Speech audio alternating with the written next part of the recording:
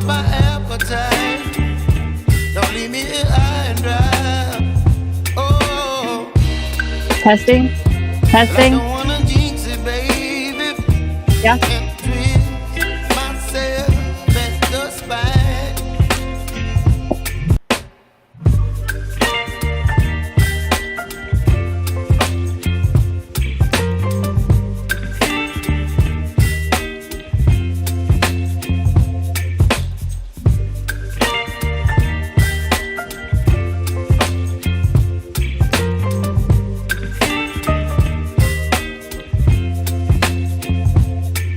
Baby, you give me ice and fire.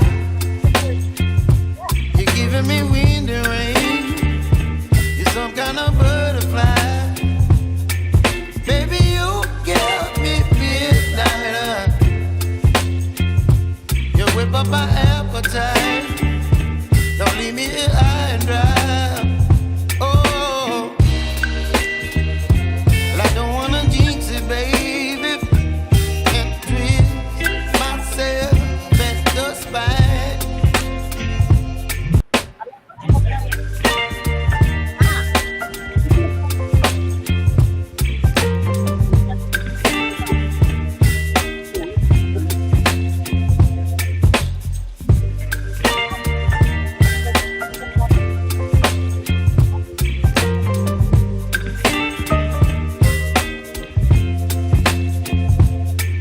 Baby, you give me ice and fire.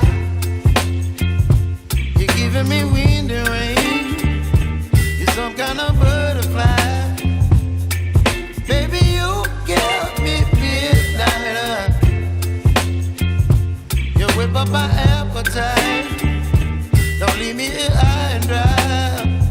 Oh, well, I don't wanna jinx it, baby.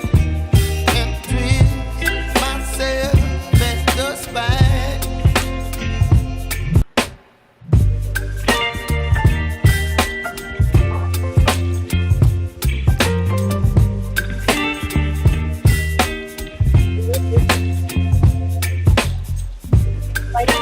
That's good.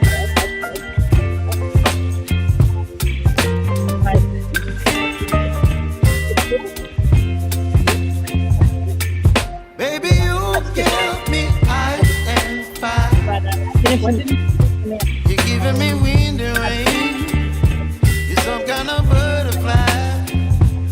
One in those Baby, branches. you give me midnight. You whip up my appetite. Don't leave me here high and dry. Oh, well, I don't wanna jinx it, baby. And twist myself at the spine.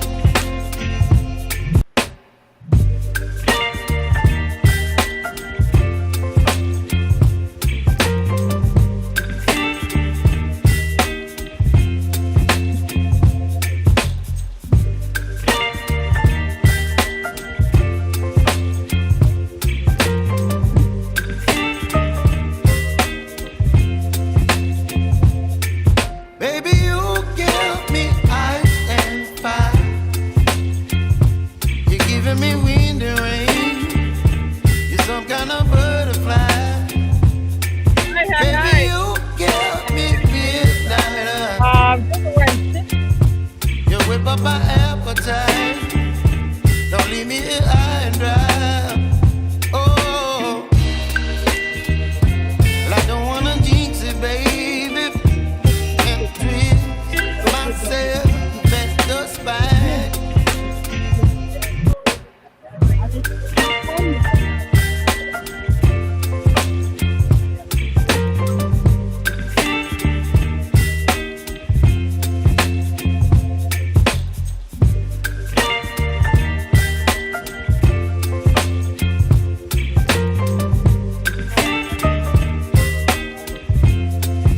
Testing. Baby, you give me ice and fire. You're giving me wind and rain. You're some kind of butterfly. Baby, you give me midnight. My And the You microphone. whip up my appetite. Don't leave me here high and dry. Oh,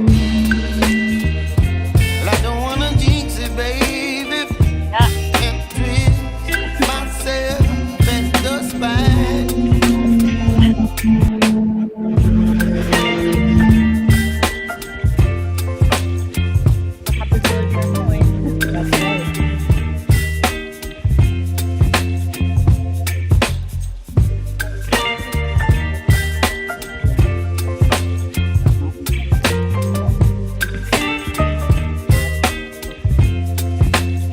Testing. Is that good? Baby, Testing. Testing. Can you hear me, everybody? Okay. You're giving me wind and rain. Can you hear? You're some Yep. kind of Okay, good. All right, everybody. Hello. We're ready to begin. Have you ever been waiting at one of those live stream things and it keeps saying, we'll be with you in a minute, we'll be with you in a minute? Now I know what's going on as we're waiting for the minutes. So we've connected with Mark Trosey, and we know that he knows that we're ready to go. So I am going to welcome you. My name is Barbara Burrows, and it's with a great deal of support that I have organized this third Justice for Medicine Symposium. And I'm delighted to welcome you into my home and into my backyard. Donations are gratefully accepted as the goal is not only to share information, but also to raise funds for Justice for Medicine, an organization that helps with the legal fees for the Ontario doctors who have disagreed with and spoken publicly regarding Health Canada's approach to COVID. The doctors who offered patients informed consent and have spoken publicly regarding their concerns have been disciplined by the College of Physicians and Surgeons of Ontario as severely as doctors who have sexually abused or even killed their patients, with suspension and possible loss of license. They are fighting a legal battle to protect their right to disagree openly with government policy and to protect the constitutional rights of all of us.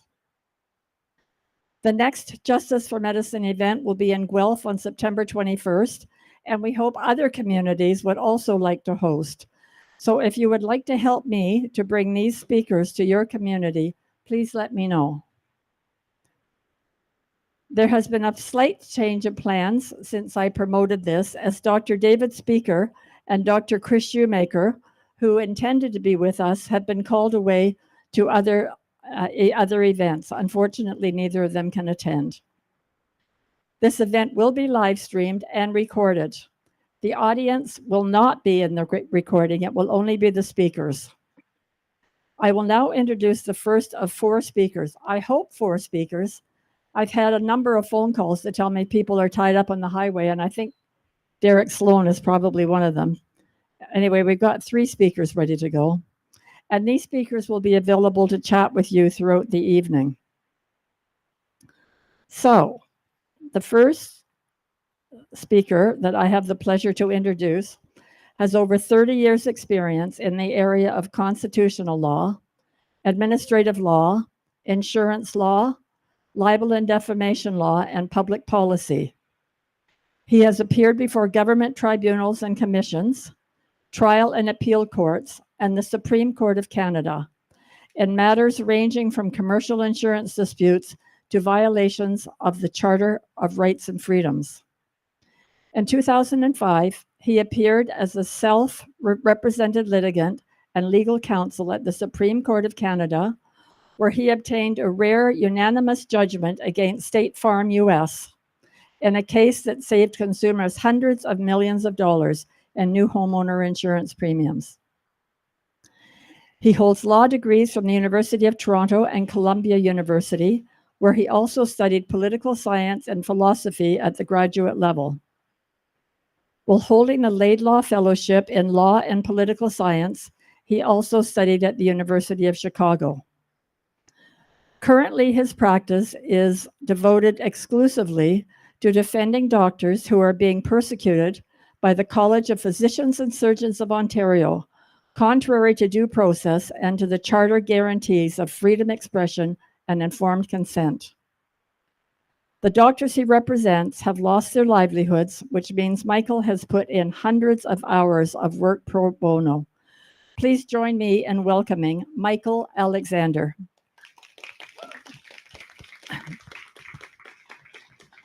Would you like somebody to hold the mic for you? Or are you good? Yeah, I'm good. Okay. Thank you, Barbara, and thank you so much for holding this second annual event. I ran into Anna earlier today. She was here last year, and she said I look younger this year than last year. So I think this should be an annual event, because if I can turn that into a trend, thank you, Anna.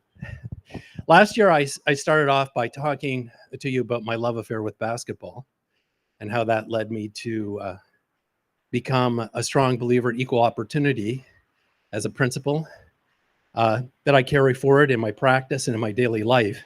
You seem to like that story, so I thought I might tell you another basketball story. Can I do that? All right. So I gave up a career as a competitive figure skater when I was 13 to try to play basketball, even though I was only 4'11" and 84 pounds. I finally made the team when I was in grade 10. And at that time, the New York Knicks were the dominant basketball team in the US. And I worshiped the Knicks and their center, Willis Reed, who was the greatest player in basketball at that time. The Knicks had just won the World Championship. He was named the most valuable player in the playoffs, the most valuable player in the All-Star game, and the most valuable player during the regular season. I got my weekly edition of Sports Illustrated, and there was a little article in the back of it. And it said, Bob Lanier, who was a top college player at that time, was working out with Willis at Willis's summer basketball camp. And I thought, well, I want to go work out with Willis too. So I guess I'll write to him, see if I can go. So I wrote him a personal letter boasting about my game. I put it in a little envelope, and this is before the internet, and I didn't know how to address it. So I just put Willis Reed, Madison Square Garden, New York City. I tossed it in the mail in Little Chatham, Ontario, and it got to him. 3 weeks later, I got a personal letter back from him with an autographed picture and an invitation to come to the camp. So July comes around. My mother flies to New York with me. We spend the night at the Hilton. And the next day, we go to a bus stop where New York City players are picked up to go out to the camp. I get up into the bus. I'm surrounded by about 70 kids, inner city kids, who are probably some of the top street ball and high school players in the city. I am terrified. So the bus pulls away and kind of, bye, Mom. Have a nice life. I get to the camp and it is mind-blowing. Every day we play basketball from 9 in the morning till 9 at night. We have workshops, seminars, lectures, drills. We're all put into leagues. We play games twice a day. The coaches are all top college players. An NBA All-Star drops in every day for a special 1-hour talk. And Willis is there at the camp every day, and with a couple of other NBA players and the college coaches and the college players who are there, they have a game right in front of us on the court. So there I am every night watching the greatest basketball player in the world do his thing. And I saw things just were extraordinary. But the competition was very intense. By the end of the week, I was in pretty bad shape. Called my mother late one night, and I was in tears. I said, Mom, what have I gotten myself into? So we get to the last day of camp, and the camp, Willis and the coaches choose an all-star team, the top 20 players in the camp, to put on a big show for everyone else. I am chosen for the all-star team. Don't ask me how that happened. I think it happened because I was very quick to pick up on what they were teaching and deploy it in the games. And so I think they thought, oh, this little 5'3" guy from small town Ontario, he might be a player someday. We better support him. So mostly I made my reputation on defense and rebounding, believe it or not. They didn't know secretly I was a shooter. So when I got into the game, every time I got the ball, I shot it. Every time I shot it, it went in. At halftime, I was the leading scorer. So I'll never forget, I ran over to the bench at halftime. My coach, Wade Pittman, was there, and he was a top US college guard. And he had this agitated look on his face, and he said, "You just throw the ball up and it goes in. How do you do that?" That's what we do in Canada. We throw the ball up, it goes in. That's what we do. So I went back to Willis's camp for the next 3 summers. I was named an all-star every summer, and I eventually became a player on a high school team that went to the All-Ontario Championships. In fact, I was a starting guard on the team. Thank you. So at the age of 14, I learned a very important lesson, which I have carried with me throughout my life and that I use every day. And that is, if you take a risk that's big enough, amazing things can happen. So I'm here today asking you to take a risk with me and Dr. Mark Troese. Let me tell you briefly about this case, because it is a unique case in the COVID wars so far. All of the COVID cases in Ontario and in other jurisdictions have been decided on a standard called reasonableness. So that's a very low standard of review. So when somebody decides to challenge what a college, for instance, has done, some decision it's made, you go into the court system on this standard of reasonableness. And the court more or less defers to what the administrative body's interpretation of its law may be. In other words, they've got special expertise, they've got special enabling legislation. So we really don't want to interfere with what they're doing. Only if they do something egregiously wrong will we overturn the decision. So on that basis, we've lost most of the cases so far. Mark's case is very different, and it's part of a 3-year strategy. So I knew that we would lose all of the motions and we'd lose the decision at the tribunal in Mark's case. But we did that in order to get a chance to go into the court system on the higher standard of review, which is correctness. Now, you only get to the correctness on a special basis. The Supreme Court ruled in 2019 that if you have a statutory right to appeal in the enabling legislation of your particular body, or in this case, health college, if you have a statutory right of appeal, you don't go into the court system on the standard of reasonableness. You go on the standard of correctness. So it's taken us 3 years to get to the place where we can do that. Now we are going to the divisional court on October the 8th, and the court will have to get the right answer, the correct answer on every issue of law we put before it. No deference to the college. So this is the first case of its kind in Canada. We're going to be challenging 3 things. Number 1, the college has prosecuted Mark based on policies and statements and guidelines that somebody posted on their website. You can't do that. The Ontario Court of Appeal has said that policies and guideline statements do not have the force of law. But they have been employed against Mark and applied against doctors throughout the province on the basis that these instruments are in fact the law. They're not. So we should win on that point because the authority on it is uncontradicted. Okay. The second issue is goes to how they set the standards of practice. And so they have to go through a particular reasoning process to get to the standard of practice, to be able to say somebody has failed to maintain the standard. They haven't done this in Mark's case or in the case of the other doctors. So we have another point there on which we can win. We're also going to be challenging the college on the grounds of freedom of expression. Now, under our charter, fundamental freedoms can be limited or regulated by the government under a special clause, Section 1 of the charter. So under that clause, the government can come forward and say, we've got evidence that we're pursuing the public good, and the public good is so good that we have the right to infringe your fundamental rights. But there's a way to sidestep that limitation clause. I've been looking at Supreme Court jurisprudence since 1939, and it's very clear when you look at all of the case law that in Canada, the courts have said that there is absolute protection for minority or dissenting opinions on any matter. As long as you're not breaking the law, as long as you're not trying to incite violence, as long as you're not a pornographer,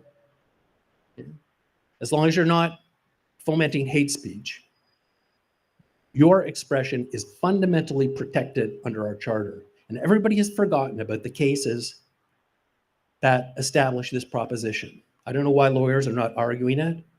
We are probably going to be the first people in the country to try to restore the true meaning of freedom of expression and freedom of speech under the charter.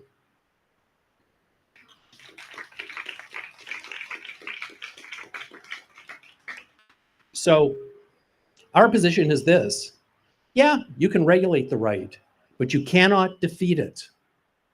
Right? And that's what they've done with Mark and the other doctors. They have defeated their right to express a minority or dissenting opinion about politics, our public policies, and health science. So if we are successful in this case, on this very high standard of correctness, we will liberate Mark and all the other doctors who have been persecuted during the so-called pandemic. We will change the face of administrative law in this country. And if we are successful on the charter argument, we will change the face of democracy in this country.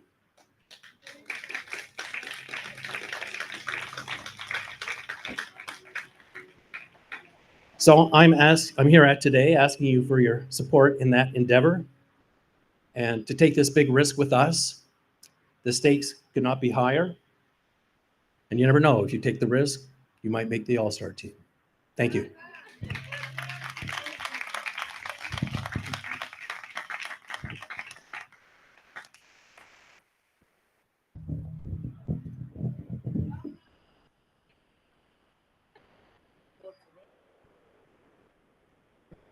Oh, yes. Okay. So now it's my thank you, Michael.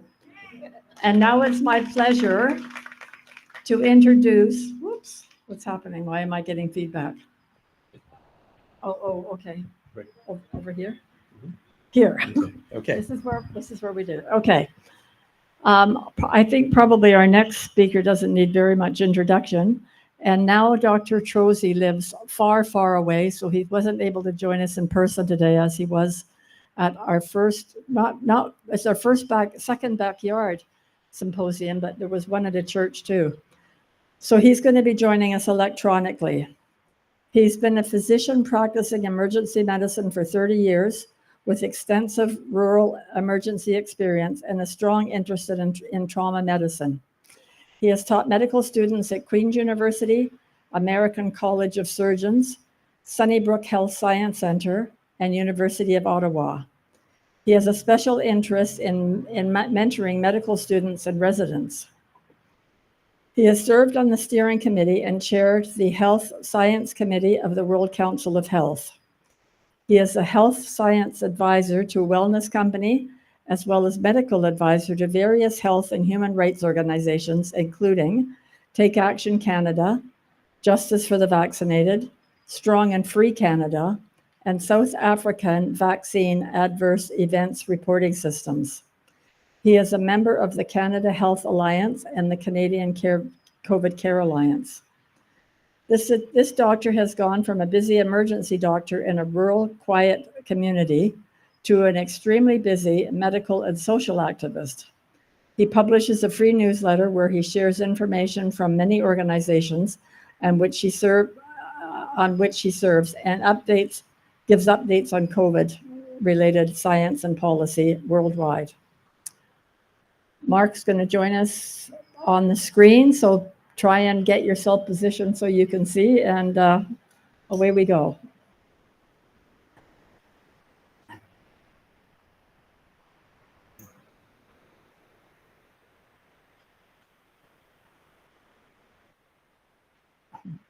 Dear friends, I want to thank each of you for participating in this awareness and fundraising event. I wish I was there in person with you, but I'm... Dear friends, I want to thank each of you for participating in this awareness and fundraising event. I wish I was there in person with you, but I am currently contributing to allied events in Central and Western Canada, including the UCP hosted event and an injection of truth in Calgary in just 2 days. May I please take a few moments to thank several specific people. Thank you, Barbara Burrows, for organizing and hosting this event. And thank you to everyone on your team who helped to make this happen, including Mike Barra of Free Speech Media. Thank you, Dr. Jennifer Hibbert, for your tireless leadership and creativity over the past 4 years. You have done so much within Canada and around the world to advance the medical truth and freedom movement. Thank you, Derek Sloan, for standing for the truth and our rights in the Canadian Parliament, and for continuing and expanding your activism to defend Canadians beyond that sphere. Thank you, Dr. Chris Shoemaker, for being relentless in informing people across Canada and around the world of important truths and enduring the unlawful assaults of the CPSO against you. Last, but definitely not least, I want to thank my dear friend and ally, Michael Alexander. In a time when so many lawyers profit by twisting the law until it makes no sense, hurts innocent people, and serves corrupt agendas, we are grateful for your intellect, passion, and dedication. I admire how you navigate the labyrinths of the legal system, insisting that the law should serve what is right and honorable. Without you and rare noble lawyers like you, we would truly be lost. Friends, during the past 4 years, we have experienced a pre-planned, highly coordinated assault against all men, women, and children in the world. This has involved an unprecedented psychological operation using fear and deception. Anthony Fauci and his accomplices illegally funneled US taxpayers' money to create a bioweapon in the form of the SARS-CoV-2 virus, a highly infectious, moderately low virulence coronavirus with various unusual properties, including blood clotting as a major mechanism of harm. Patents, pre-planning, and business deals have been exposed in great detail. This is not a conspiracy theory. This is fact. COVID is a highly coordinated and prepared collection of crimes against humanity. Governments, medical regulators, institutions, and licensing bodies, such as the College of Physicians and Surgeons of Ontario and other provinces, and provincial nurses associations, have been accomplices in these crimes, in my opinion. Without their roles in these crimes against humanity in our country, doctors, scientists, and nurses, like myself, who raised sound scientific and ethical issues since 2020, would have been very successful in triggering important scientific and political debates. We would have averted much disease, economic destruction, social hardship, and death of the COVID era. I suspect some, like Theresa Tam, Justin Trudeau, and Christy Freeland, carried out their roles in these crimes against humanity with full intention and knowledge of the COVID agenda. A global power grab financially and politically, a reduction in the population through death and infertility, and a new era where medical dictators could rule without concern for human rights and freedom. However, I do not think this accounts for all of the many accomplices of the COVID crimes. The psychological operation of COVID, as well described by Jason Christoff and others, was and still is intense. Methods of psychological manipulation have been used against all of us that were previously reserved for enemies in war. Perhaps we are all the enemies of war now. But it is treasonous operatives in our own governments and institutions that are waging this war against us. The psychological manipulation has been so intense and effective that we see behaviors from so-called experts and people in authority, as well as friends, neighbors, and family that are hard to believe. I do not know exactly what is happening in the minds of Nancy Whitmore and other high-ranking officials in the CPSO, but they have violated human rights, denied science, suppressed debate, and coerced doctors across this province to commit medical assault and violate their oaths. Many people are dead or injured and dealing with major health problems as a result of toxic modified RNA genetic injections contaminated with DNA and multiple undeclared genetic sequences, including the SV40 promoter sequence, which is known to enhance the capacity to permanently genetically modify its victims. The CPSO has insisted since April 2021 that doctors are to say that these injections are safe and effective vaccines. Those of us who have refused to do so have been stripped of our licenses to serve the people of our province. The people of Ontario are now sitting ducks, with no nurses and doctors left in the system who will maintain their oaths and defend patients' health and rights no matter what. Since 2020, the leadership in the CPSO, the ONA, and other institutions have embraced their role as the long arm of the COVID crimes against humanity in Ontario. Doctors and nurses who were unlawfully threatened with financial and professional ruin if we asked intelligent questions, raised concerns, exposed truths, prescribed or recommended safe and effective treatments for COVID, including vitamin D or ivermectin, exempted anyone from wearing facial barriers or being injected with the dangerous contaminated genetic experiments that they insist we must all call safe, effective vaccines. I was on the front line in the emergency departments and saw the truth that you were all being lied to and led into danger. In May 2020, under hidden identity, I revealed to you through Rebel News that the Ferguson models were fraud, that the virus was not that deadly, that supporting healthy immune systems was essential, and that there were safe and effective treatments for COVID. Through 2020, I told every patient, colleague, and member of my community the truth about these things.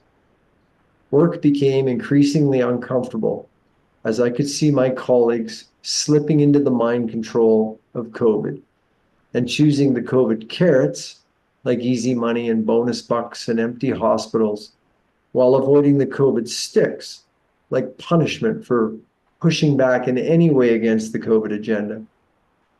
Myself and a tiny percentage of healthcare workers did not succumb to the cult-like atmosphere. We declined positions as high priests in the COVID cult and became the targets of long arms of the criminal COVID enterprise like the CPSO, the ONA, and hospital and university administrators. Throughout 2020, various things were done to drive our entire species toward forced, misrepresented, dangerous genetic injections. These included abuse of PCR technology, deceptive death certificate diagnoses, and other forms of statistical fraud, immune-damaging mandates, and the isolation of healthy people and children, which blocked herd immunity and extended the pandemic, and the obstruction of truly safe and effective treatments for COVID. Everyone's basic rights were grossly violated, and only one door seemed to lead back to freedom: the so-called COVID-19 vaccines. As soon as the information was available, I studied the details of these injections. I studied the drug companies' emergency use authorization applications to the FDA and other medical regulators, including Health Canada.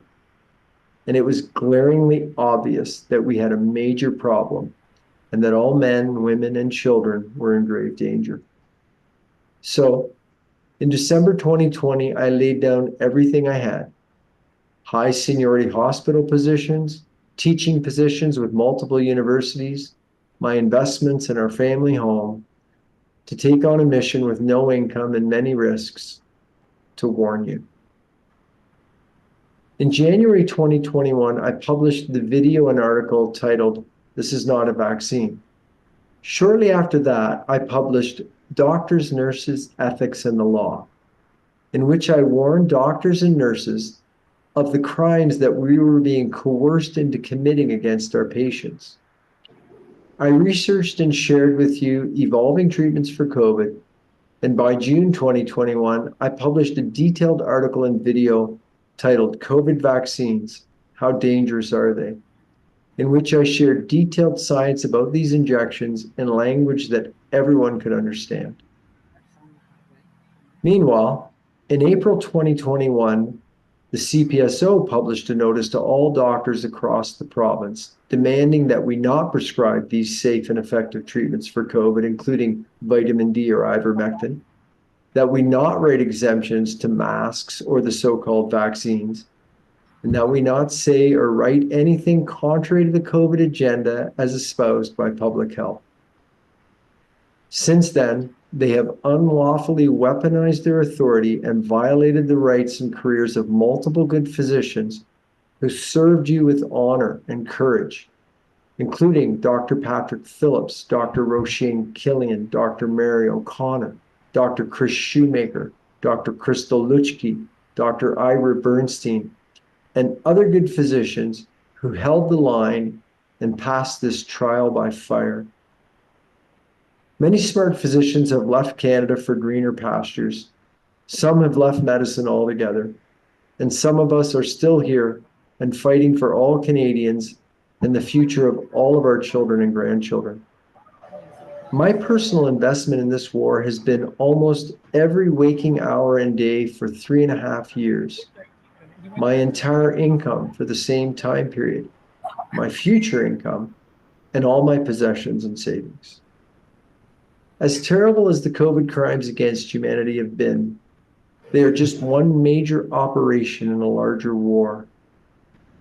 The world as we knew it is gone and can only be restored by exceptional actions and sacrifices by all of us who are awake, moral, and courageous enough to fight. Last month, the World Health Assembly signed off on amendments to the International Health Regulations. The IHR amendments confirm the agenda being planned by the same criminal cabal: global tyranny through health governance, probing and PCR sampling of everything from our bodies to our septic systems in search of microbes, real or not, more lockdowns and more forced genetic vaccines, despite the unprecedented deaths and diseases caused by the first ones. We are in a war, my friends, and denial is no solution. We can stick our heads in the sand and accept the end of our society, our rights, our health, our descendants, and our property, or we can fight with everything we have. I choose to fight, and I encourage every one of us to do the same, using the talents and strengths that God gave each of us.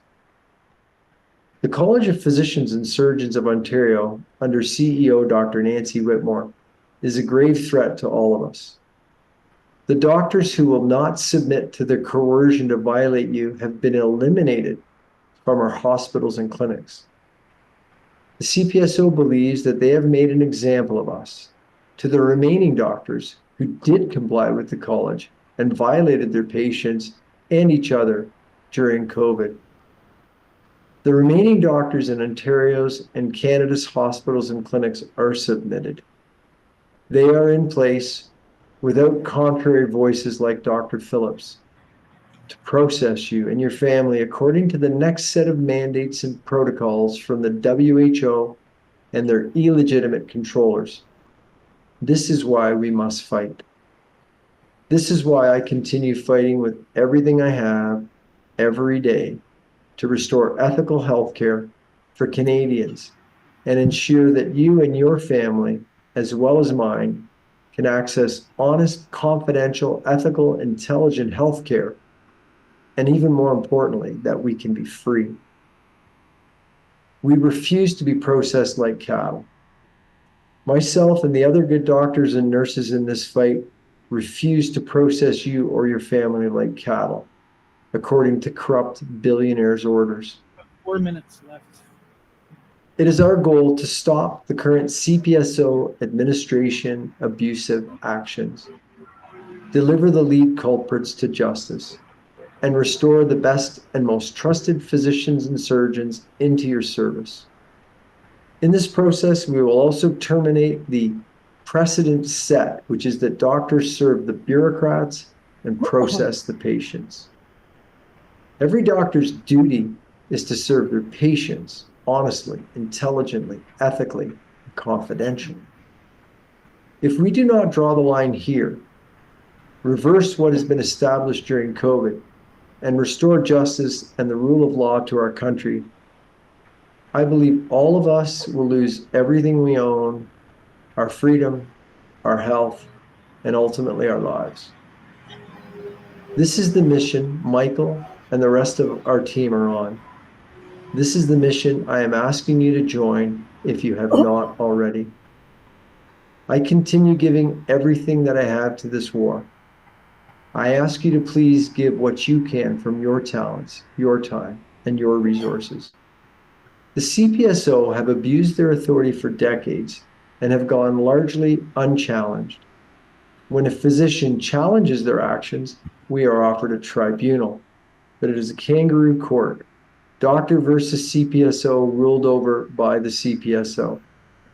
The tribunal invariably rules in their own favor against the doctor and charges the doctor an exorbitant amount for the process. This is why most doctors submit, retire, or move to another country. Those who challenge the CPSO directly to court without going through their tribunal, as Dr. Jordan Peterson did with the College of Psychologists, find that the court is very biased in the college's favor, upholds the college's ruling, and adds further costs to the doctor. Michael will explain this in greater detail. It takes courage and commitment to do as we have done, which is to go through their tribunal and endure their abuse and violations of procedure and science. Any of you who watched all or part of my tribunal understand what I'm saying. It was dystopic. However, now that we've endured their abusive tribunal and they revoked my license to practice medicine in this province and assigned another $100,000 in costs against me, we are in a position to take them and the record of what they have done to court on a standard of correctness.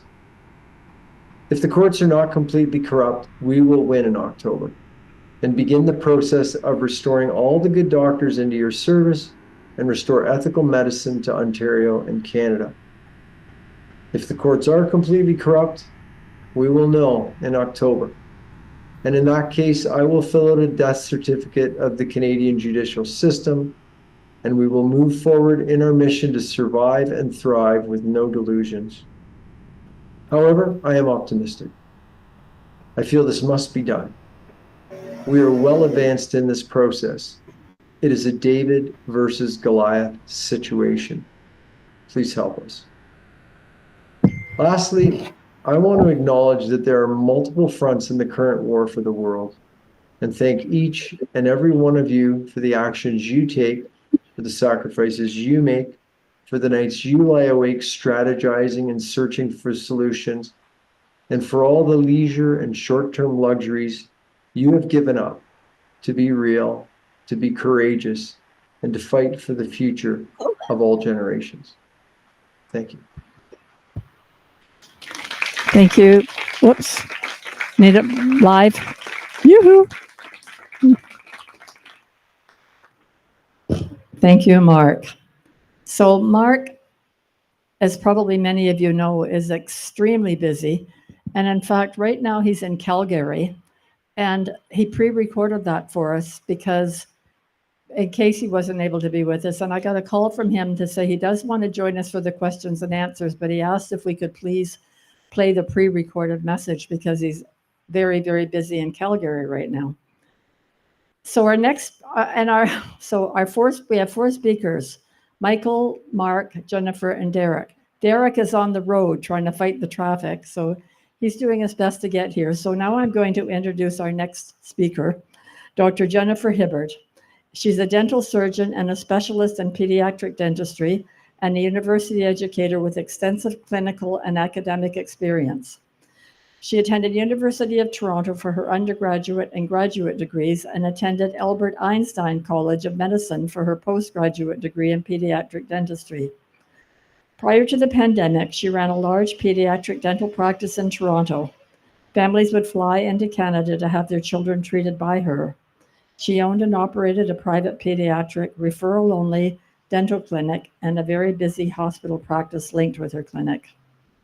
Our speaker is also a freelance editor and has written several papers with leading doctors and scientists, notably during the pandemic period. She works with experts around the world on freedom issues and has just returned from Europe, and particularly Geneva, where she joined in a large rally to protest the World Health Organization pandemic treaty. Please join me in welcoming Dr. Jennifer Hibbert. And this bio is not up to date, so I'm going to ask Jennifer to just give you a few more up-to-date things about what she's been up to. Thanks very much, Barbara. Hi, everybody. I think I met a lot of you here last year and certainly through the year because a lot of us are here, there, and everywhere. So yes, I did just return from Geneva, and I'll give you a little bit more information about my background, so give you an idea of just issues and groups that I've been tapping in with over the last years.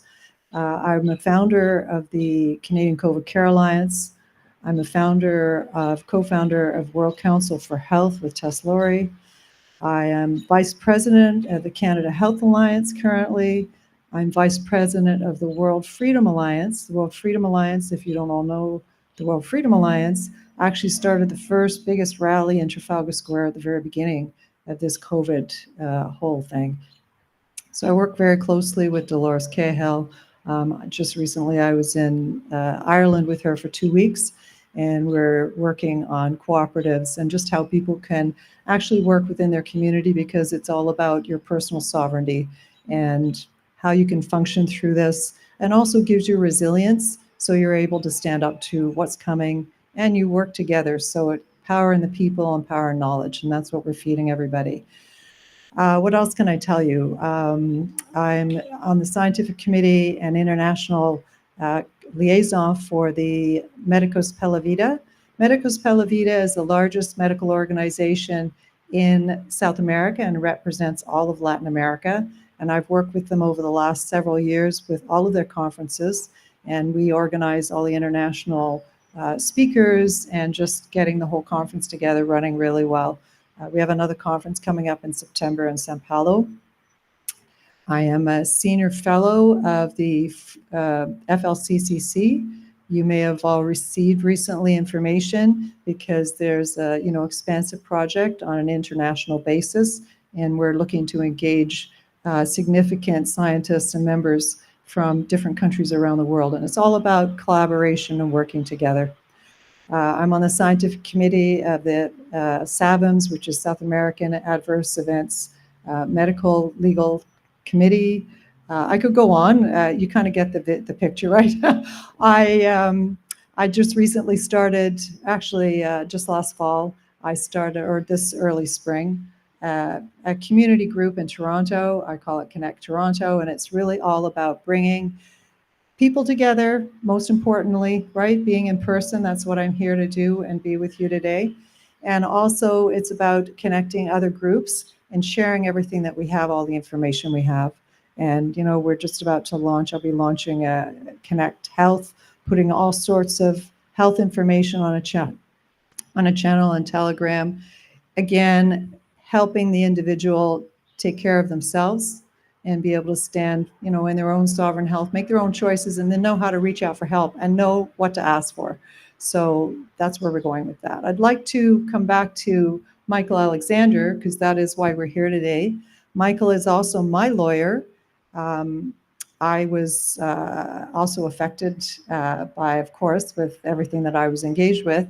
My office got raided That goes back how long ago now, Michael? About 2 years now?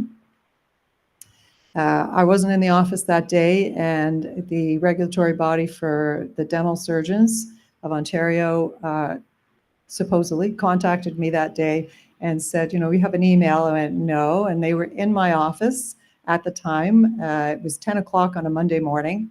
I wasn't in the office at the time. And I know it was directly related to something I posted on Sunday morning.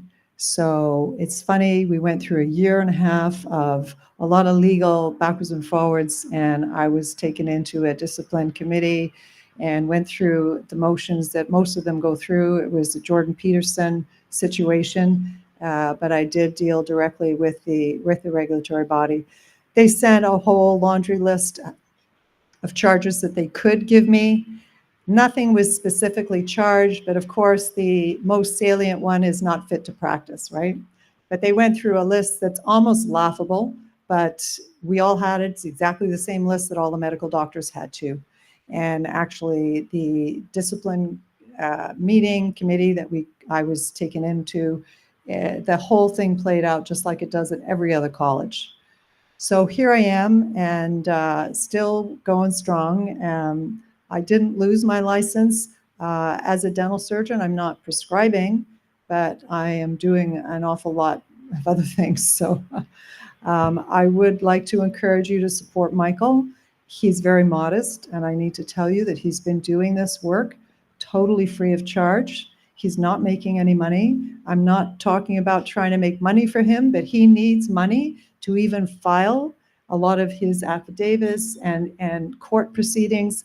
You can't file it without submitting large sums of money to the court system.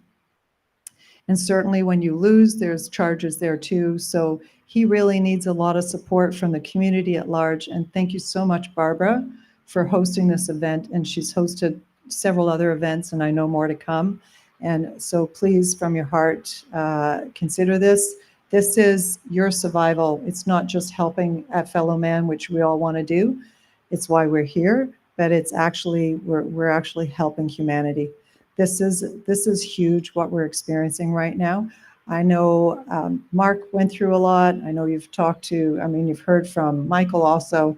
And let me tell you, every day I learn more. And there's no such thing as being, well, you can be awake, but fully aware. Every day we're learning more and more and more, and how extremely huge this is and has been for centuries, actually.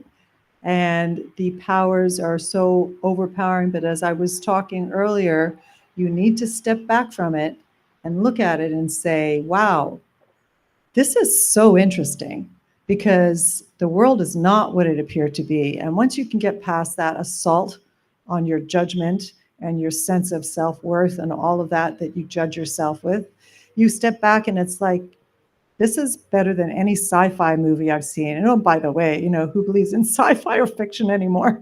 Because it's all storytelling and it's all information's weaved into everything that you see all the time. So I consider this an exciting time to be here.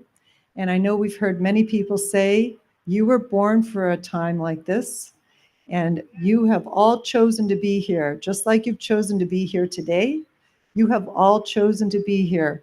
And whether as an observer, to stand strong with the rest of people, as an activist, as somebody that does research, that feeds forward information, and you just hold your space. We all have a different purpose here, and we connect together. Don't be overly influenced by what someone else is doing to feel that you are missing the mark. We are all finding our way forward. We're all pioneers in this. And even at the meetings when I was in Geneva and when I was in Ireland and Palm Springs and wherever I go to meet, because I'm part of the Global COVID Summit Group too, all those doctors you saw in white coats on the steps in Washington, that's another group that I'm closely affiliated with. All of us, we talk the science a lot.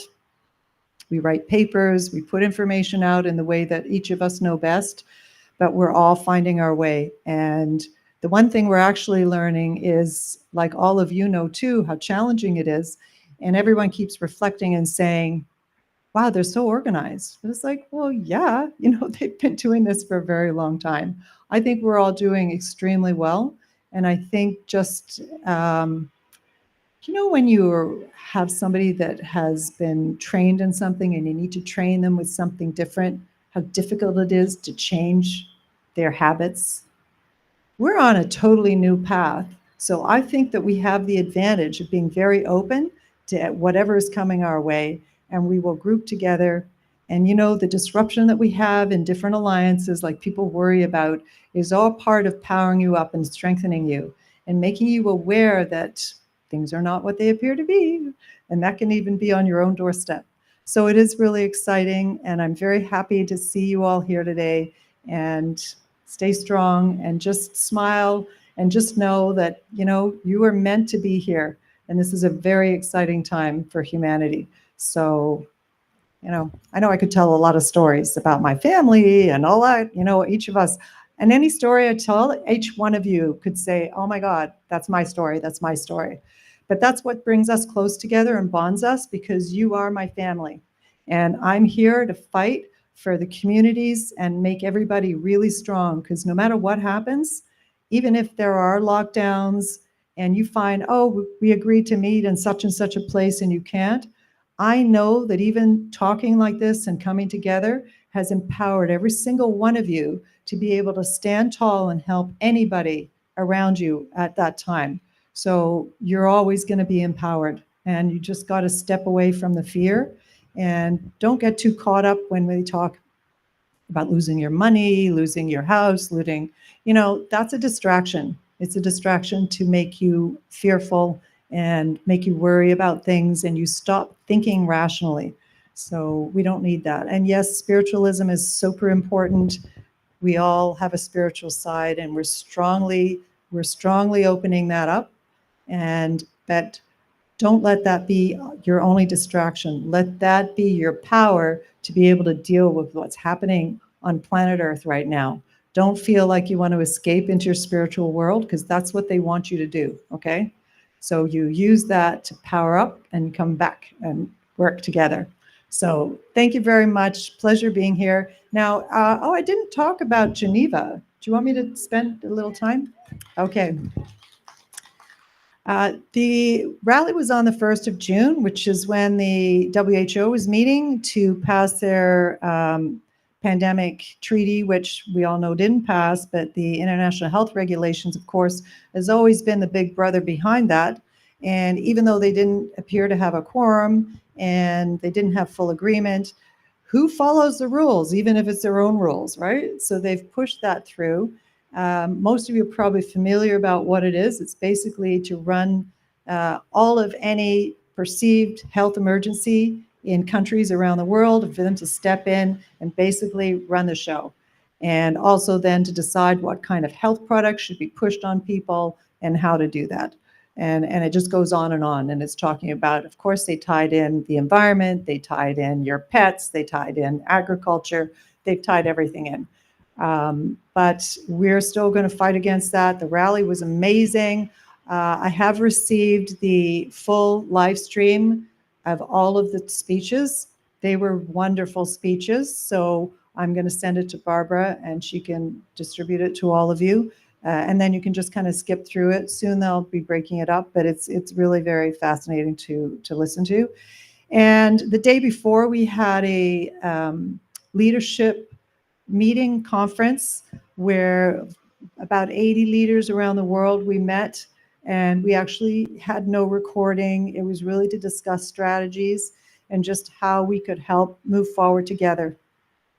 And again, it does come back. It always comes back to the community. I can tell you that. And it also comes back to just basically, you know, stand strong. We're pioneers with this, and we're dealing in it's a new territory for all of us, but we're definitely going to find our way. We'll be planning more conferences and bringing more information back to all of you. And certainly as a summary comes together, I will publish that and bring that to you. So thank you, everybody. It was amazing. And I'm glad to be able to bring the highlights of that to you and to be able to share actually the rally and the day of the rally with you. So you'll be able to see that and watch that.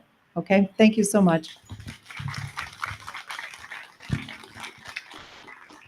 Oh, do you guys have any questions for me about anything? Yes.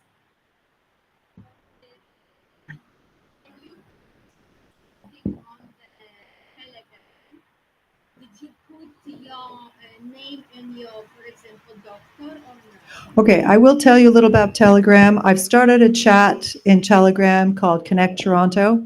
And actually, I brought some flyers that I can distribute. You guys are welcome to come to the meetings.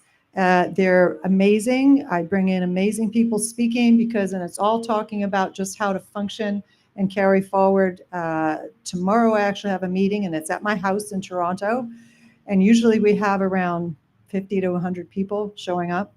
And tomorrow we're going to be talking about, we've got shortwave radios, and we're actually going to be starting the whole process of talking about how to use them and sign up for distributing them. And there's, different levels that we're going to work people through to learn about, and you can decide whether you want to sign up for it there, or we can give you the information of how to access it yourself.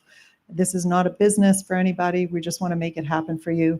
I also have speakers talking about food and just how you can grow even in your own kitchen. I'm going to be talking more about the highlights of the WHO. I also, on an ongoing basis, have been doing a lot of work in the quantum field medicine, and I usually have people coming in featuring what the latest, but like medical grade devices. There's a lot on the internet that you can Google and get, the commercial grade red lights and things like that. So been doing a lot of work with pulse electromagnetic fields and with the red light therapy and many, many more things to come. So I will share that, but I do have a chat, Connect Toronto. I'll put the link out. Barbara can tell me how to do that, or I'll send it to her. You guys are welcome to come into that chat. The purpose of that chat is for information to come in, because I'm following, I don't know how many, 50 plus chats and growing, but I bring in, because I'm in groups in Australia and Brazil and South Africa and all over the Middle East. And so when I go into those chats, I will pull out salient things and I will drop it in there. And that's how I started it. And then everybody started doing this. So it's full of fabulous information. Then I will be starting, and I'm going to start it very soon, Connect Health. And I will be putting on all the protocols I've collected over the last 4 years and all the information that can help you do things at home, and just even down to making your own face cream and things like that. So it's really, really good. And there's a few others will break down from there, but the information will come through the chat. Anyways, back to you, Barb.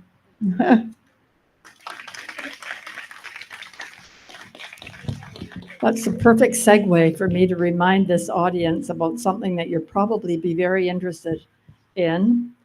Julie, did you bring them? Okay. Julie's brought these big postcards. There's a lot of information about natural health on them, but on the back, there's a spot. You need no postage. All you do is sign in, put your MP's name in, and sign it and put it in the mail.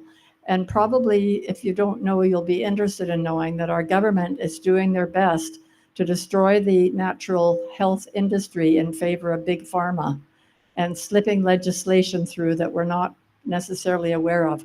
So I thought probably this might be a crowd who'd be interested. So Julie brought a lot, and I've got a handful here too. So where are we at? Is Mark signed on by any chance? Okay, well, we're working on getting Mark here, and we're working on getting Derek here, who's been on the highway for a long time. And so Michael's going to come up, and we're going to do some questions and answers, and then hopefully Derek will arrive. And if you're starving, there's plenty of food out, but we're going to do the main. There's some hot food, so we were going to put it on the table at the end. But anyway, please feel free to slip into the bathroom. There's 2 bathrooms if you need them, and the drinks and the food. But in general, I'm going to invite you all to eat after the speakers. Thanks, Barbara. So if you have any questions about the case, the simple questions are often the easiest. It's complicated. You may not understand something or just want to know about something. So if you have any questions, just the simple questions are the best ones usually. Yeah.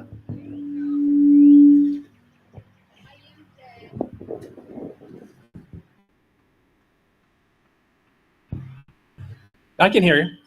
I am the retired allied health occupational therapist, and I always write to CPCO how their policy affect our work, because they have certain policy and doctors prescribe drugs to affect the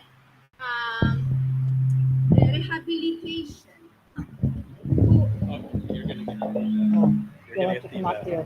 Why don't you come up to ask the question? Because Yeah, I just want to kind of statement, because it's very, So I'm a retired allied health occupational therapist and work in physiotherapy.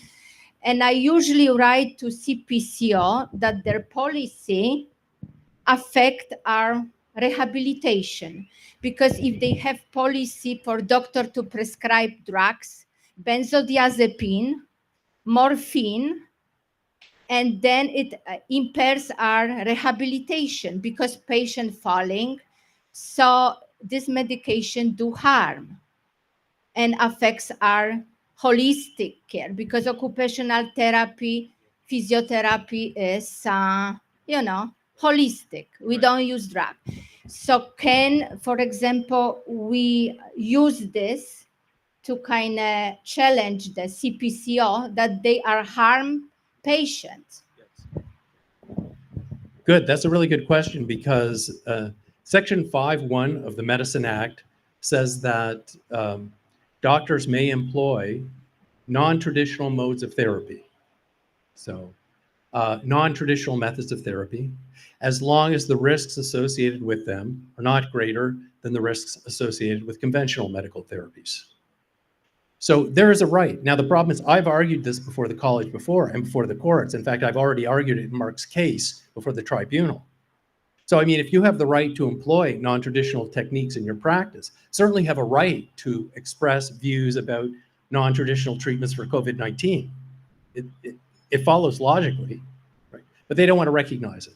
But I don't need to argue that in the current appeal, because I need to focus on the core free speech issue.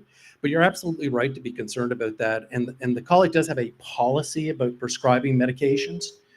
That's just a policy. A policy is not the law. If they want to set standards of practice and give them the force of law, they have to ask cabinet to approve the standard. And the college doesn't do that. The College of Nurses does that, but the CPSO doesn't do it. Well, why not? Because if they actually put down what they're trying to do in law, then they wouldn't have the freedom to just investigate and prosecute whomever they want for whatever reason they want. So, but you should be protected under the existing legislation. Anything else, or are people hungry? Yes.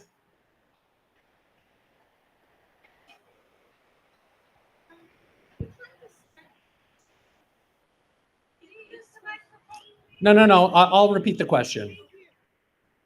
Okay.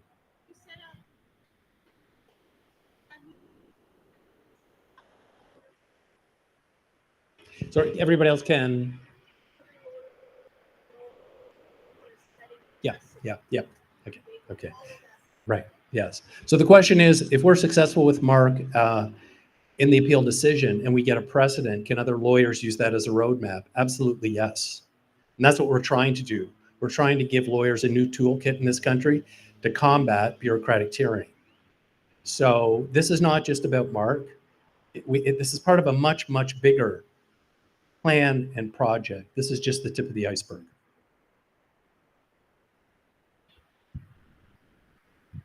Okay. Anything else? Okay. So I think Derek is here. Derek, are you ready to speak? Okay. Oh, Mark's on.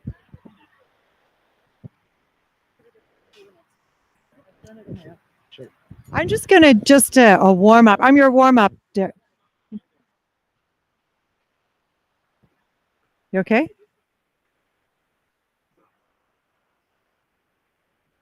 Mark's there. Yeah. Okay. I'm a little bit of a warm up, okay, for Derek. I want you to take a moment, take out your wallet and take out your health card. And I'm going to tell you to look at it. For those of you who've been at my Connect Toronto last time I had it, I asked the same question. At my hospital recently, it piqued my interest when I'm chief of my department and a leadership group told us as chiefs to send it down to our departments that DNR is no longer in the hands of families or patients. It's in the hand of the surgeon, passed down from the Ministry of Health. So it piqued my interest to look at everything. And I went, let me look at MAID. MAID, DNR, brain dead, and organ retrieval should be called organ harvesting. That's another talk that we'll have another time. But the exercise I want to have you do is turn your card over, look at the back of the card, and does it say donate with a number and initial? How many actually say donate on it? Donor, sorry. Did you put yourself down as donors? Did all of you? No. Yeah, most of you haven't. Yeah, so you call a ministry and get them to take it off, but they won't issue you another card, okay? But they will, and then they'll say that it's in the system, but you make sure that you have an advocate for yourself. Because when you go into the hospital and they go in there and look at your card, it says donor. You just make sure you have somebody there. But anyways, it's just an interesting exercise. You get people, if you don't have it, it's probably your card hasn't been renewed for several years. This is a new initiative. There are some countries where you are an automatic donor and you have to step out of it rather than staying in. But it's, yeah, interesting topics. Anyways, for another day. Well, a minute ago, I saw Mark had joined us. Is he gone? We had him for a second. There. Hi, Mark. Everybody say hi to Mark. He's on the screen live now. And now, and whoops. Oh, I guess we can only, if we don't, if there's any questions. Okay, we want to, if there's questions.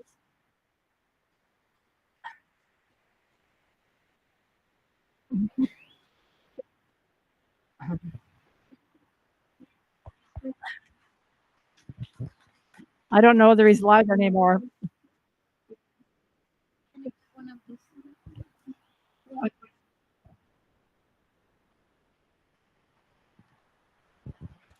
Well, we can't do Mark.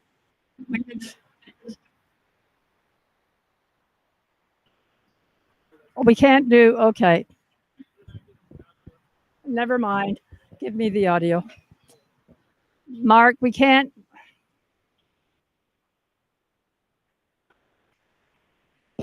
We can't, it turns out we can't have the audio here and the audio there. So everybody just give Mark a huge round of applause. So appreciation for all that he's done. And I've already told them how busy you are, Mark, and that you're here with us. So we really, really appreciate it. Anyway, thanks. I guess we're not going to be able to do questions and answers with you. So you can get on with what else you're doing in Calgary. Okay, so wait a minute. My next job is to introduce our final speaker. Our final speaker is a father, a husband, an author, and a Canadian political leader.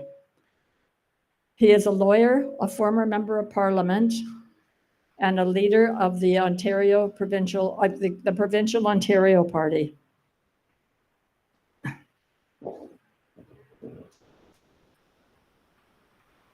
He is known around Canada for standing strong for issues that affect Canadians' freedom and Canadian sovereignty.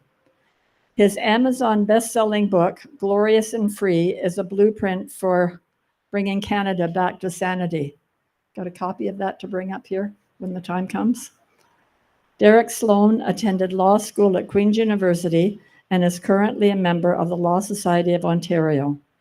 As a member of Parliament, he represented the riding of Hastings, Lennox, and Addington in Central East Ontario. Wikipedia will tell you differently, but I believe Derek Sloan was expelled from caucus for illuminating some inconvenient truths that contradicted the government narrative, the COVID narrative. As an independent, yes, that deserves an applause. As an independent MP, Derek made significant waves in Parliament, asking questions that no one else would, and conducting various press conferences on Parliament Hill that quickly became the most watched Canadian political videos of all time. After leaving Parliament, Derek became leader of the Ontario Party, a provincial party dedicated to supporting faith, family, and freedom. Derek has copies of his book available today. Please join me in welcoming Derek Sloan, who's been in traffic for a heck of a long time today.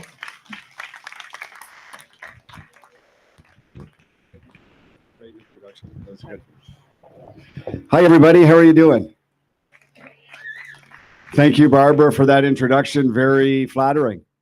It sounded like a great person she was talking about, so I'd like to meet him. Really glad to be here today and to support Mark and Michael Alexander. I've been working with Michael and Mark for probably about 2 years now. Is it about 2 years? Yeah.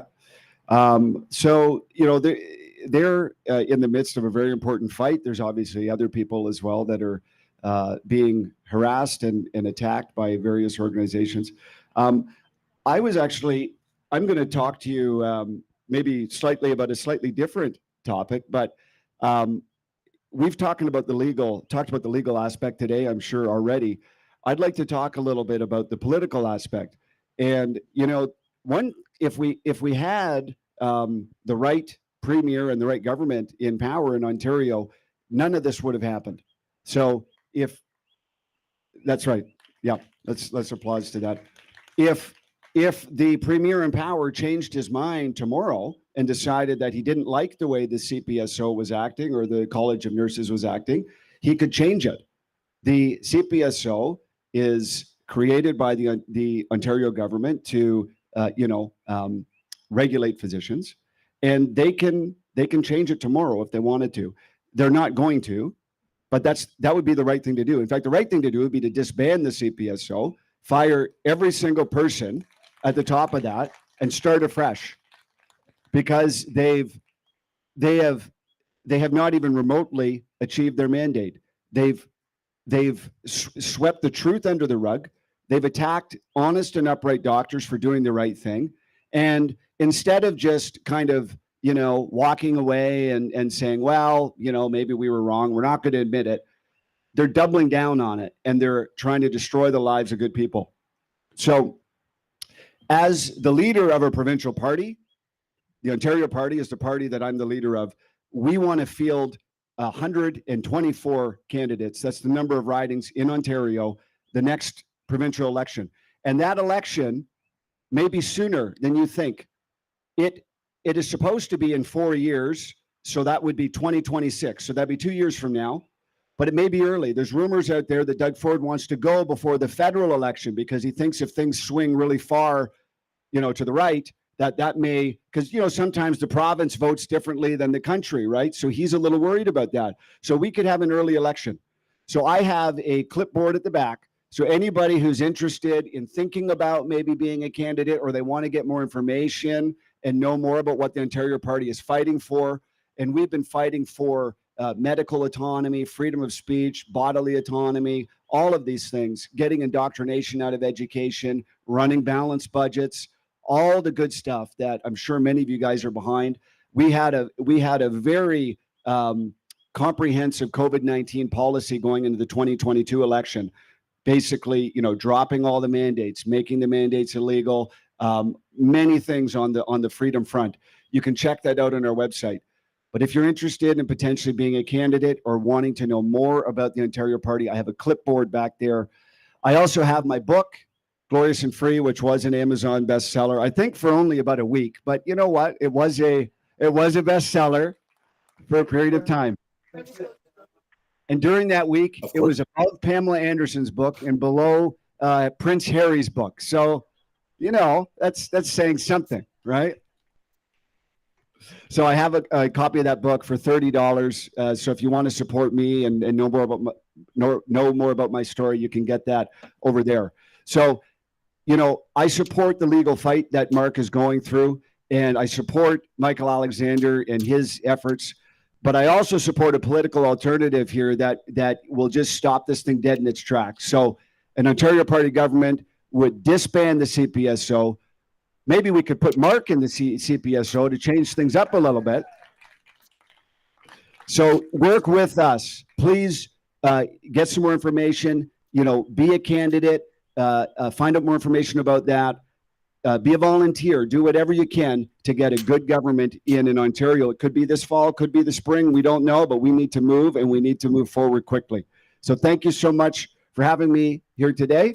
And did you want me to answer questions, or should I? Okay. Okay, so Barbara is saying she'd like Michael and Jennifer to come up for questions as well.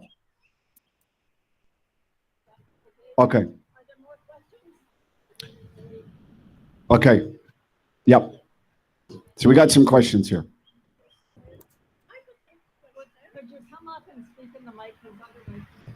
Oh, that's great. Okay. Yeah.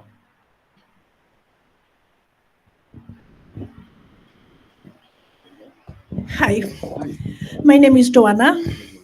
Okay, I am from Mississauga, and I am a member of People's Party of Canada. My question is, if your party is cooperating with People's Party of Canada, which also has a very brave, program. So the question is, are we working with the People's Party of Canada? So the People's Party of Canada is a federal political party. The Ontario Party is a provincial party here in Ontario. So if you support the PPC, you can vote for both parties. There's no overlap there. You can vote in Ontario. You can also vote federally. There's no, we don't have a specific working arrangement, but I know Maxime very well. We speak, somewhat frequently, and I like the work that they're doing, but we don't have an official, working arrangement. But again, we're working in different spheres. So right here. Can you explain a little bit about the requirements for being a candidate for your party? Really good question. I don't need to. Okay. So the question here was, she wants to know about the requirements for being a candidate for our party. So to be a candidate in an election, the basic requirements are that you are 18 and a Canadian citizen and an Ontario resident, typically. So that's the basic requirements. In terms of being for our party, we have a charter, which is sort of a basic sort of attestation of our principles, which deals with a lot of the freedom issues that I've spoken. My guess is most people here would agree with it, but we ask that you sign off an agreement with those principles. And then other than that, there are no other requirements. It's typically advisable to kind of live in the area that you want to run in, but that's not always the case. We've had candidates that live close to the area, or sometimes not even close at all. So there's no rule that says you have to live in the riding that you're running in. Now, if we can get someone who lives in the riding, that's ideal, but it doesn't have to be that way. So does that answer your question, or do you want? Yes. Okay. So we all know that politics is generated and funded by lots and lots and lots and lots of money.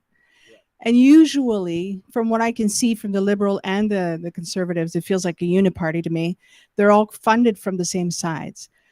So in regards to having your party, what are the funding availabilities? And if you can say a little bit about it's fine if you like as a not an unknown party, but I mean a minority party, how much do you think you can actually gain in terms of chairs in regards to what's happening now? Okay, so the Ontario Party in the 2022 election, we ran 105 candidates and we got 85,000 votes. So that's pretty good. That's a pretty good first kick at the can.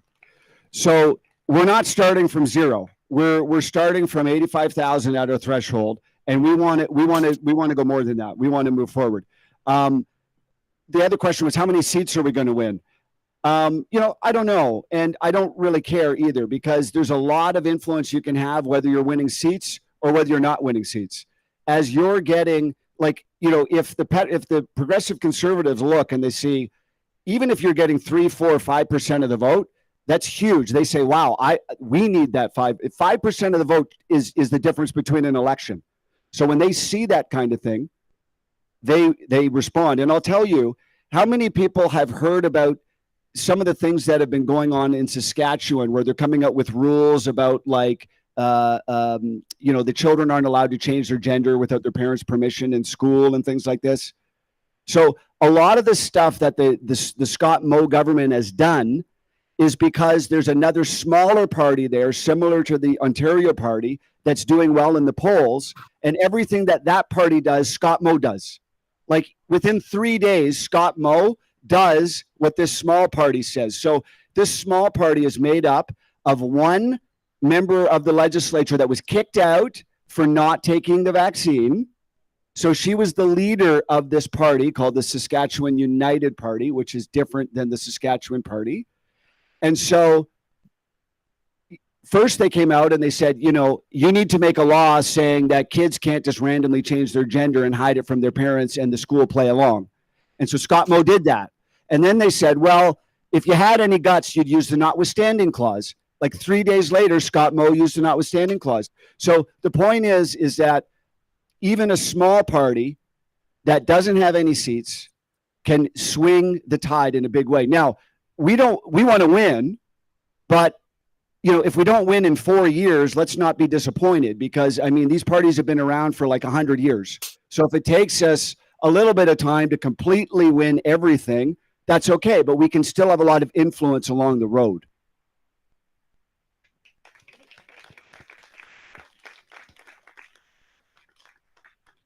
Oh, in terms of the money, let me just talk about the money briefly. So in terms of being a candidate, in terms of the money that's required, people do fundraise, but local candidate campaigns can be run on a very shoestring budget.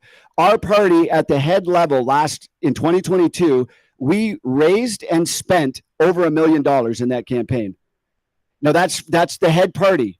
So all the little ridings also spent money as well, but they obviously spent much less. So we had candidates that spent like basically nothing. We had candidates that spent a few $1,000s.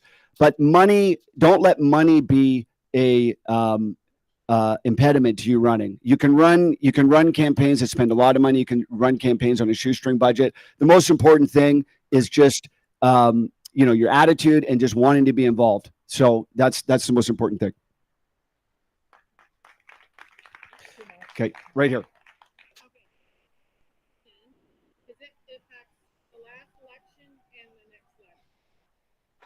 Yep. What I want to know is Dominion voting, are they used in the federal and Ontario elections before, and will they be used again? Question is, are Dominion voting machines used in federal and provincial elections? So provincially, yes. Federally, no. So, and they will be, so Dominion will be again used in the provincial elections. And, you know, it is what it is for now. So.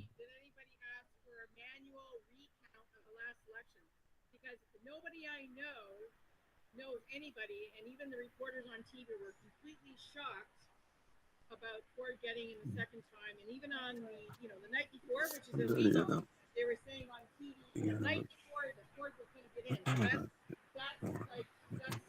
spiking the election by saying, oh, obviously he's going to get in, and saying that on TV means people are going to go with that flow.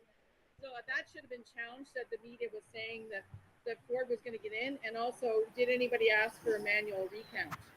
So so the question is, did anybody ask for a manual recount? And you know, and why was the media talking about Ford getting in the night before?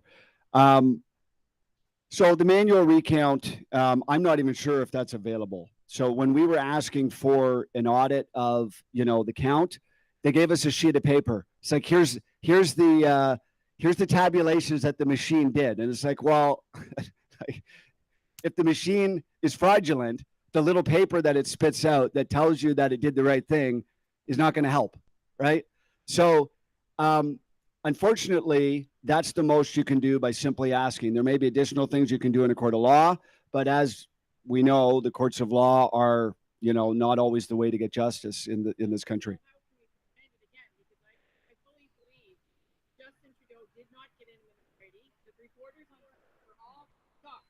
They said it's the exact same numbers the previous. How do you get the exact same number through voting?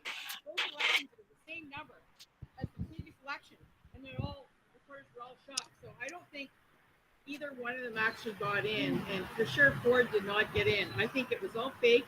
It was all done electronically. Everybody voted correctly. Everything was done correctly, but everything electronically can be done like that, just like Ohio. States. Oh. Well, listen, I will say this. I mean, listen, I don't trust any of that. I believe in paper ballots, and federally we do have paper ballots. So if you remember, Donald Trump actually, so in the whole thing where they were talking about Dominion, the government of the federal elections agency, Elections Canada, actually tweeted out and said, you know, we've been getting a lot of questions about, you know, whether we use like Dominion or whatever, and we use paper ballots. And then Donald Trump picked up on that and was using it. Now, there's other ways to cheat though, even if you have paper ballots, and that's comes down to voter ID and things like this. And it's too easy to actually vote in the first place. All of that aside though, there's not that much I can do about that, or any of us can do about that now.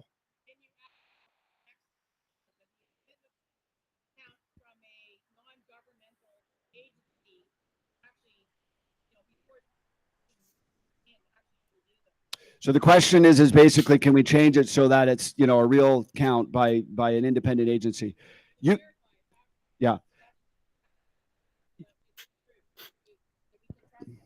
You can ask, but it's not going to happen. Now, yeah.